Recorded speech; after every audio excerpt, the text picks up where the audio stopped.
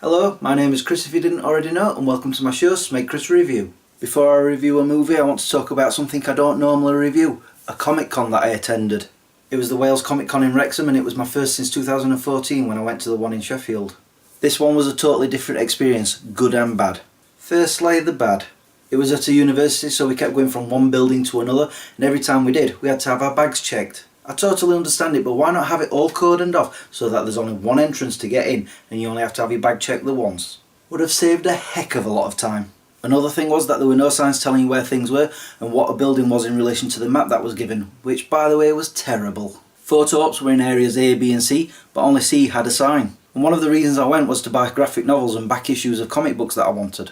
I only found a few boxes of tatty ruined comics. They need love, care and attention. Oh, and the queue for the building where you can get autographs was a nightmare. It had to be at least half a mile long, and I'm not even joking. Suffice to say, I didn't even bother with that.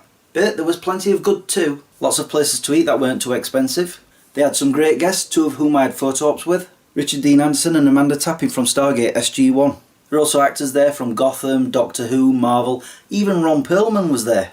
I didn't get to see him though. There was also a big giant tent that was selling a lot of merchandise. I bought a few things. Just no comic books or graphic novels. The convention wasn't that big, so once you got to know where everything was, it was easy to get to. Overall, I'd say I had a pretty good day. Especially when I got to meet Amanda Tapping. She's awesome.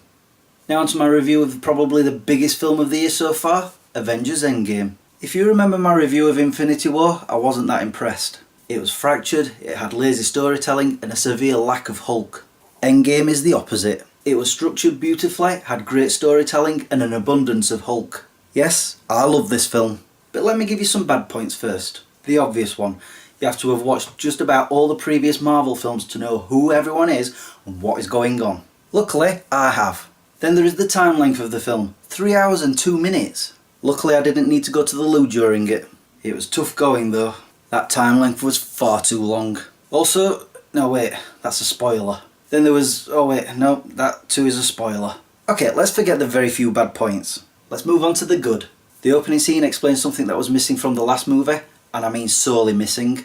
Then we see the fallout of what has happened, how things have progressed since, which is sweet, sad and sometimes funny. Then we had the first confrontation, which was very short-lived.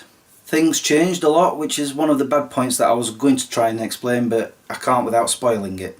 Then Ant-Man showed up and everything turned on its head, and my interest was piqued because...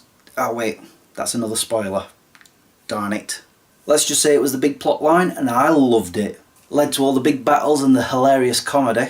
And I have to say this, but I won't reveal too much. Just as the final battle was about to start, I got major chills, goosebumps all across my arms, and I had to sit up in my seat.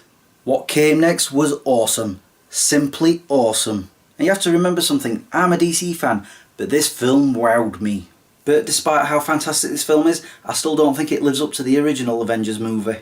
That one was perfect. This one is near perfect. It was a great bookending to the main story arc of the Marvel Universe since 2008. Oh, and there have been some online complaints about what happened to one of the main characters at the end. Obviously I'm not going to spoil that here. But to me it was a logical way to go and it was a fitting ending. In fact, I've been kind of waiting for that since 2011. Well, hoping for it, and lo and behold it happened. Okay, I think I'm going to stop now before I actually do reveal a spoiler. In the end I give Avengers Endgame a... Actually there is something I can tell you about the end, but it isn't a spoiler, I promise. After the end credits there's a 5-second audio clip with no picture. It's no sneak peek into a future movie or a comedy moment that was taken from the main film. So there's actually no point in hanging around for it. So there you go, that's my review of Avengers Endgame. It's time for me to go. So I shall say thank you for watching and subscribing if you have, and liking this video if you did. Until the next time. Peace out. So I'm kind of wondering how Marvel is going to progress now that the main story arc of Avengers has now ended. Sure, we're going to get to see more Spider-Man, Black Panther, Captain Marvel, Doctor Strange and so forth. And of course Disney are planning on doing a lot of streaming shows. The list for that is no ending. But it just makes me wonder where they're going to go after that as a main story arc. Are they going to get them all together again at some point? You know, I'm thinking they will probably make more group films but give it a different title so they can have sequels of them.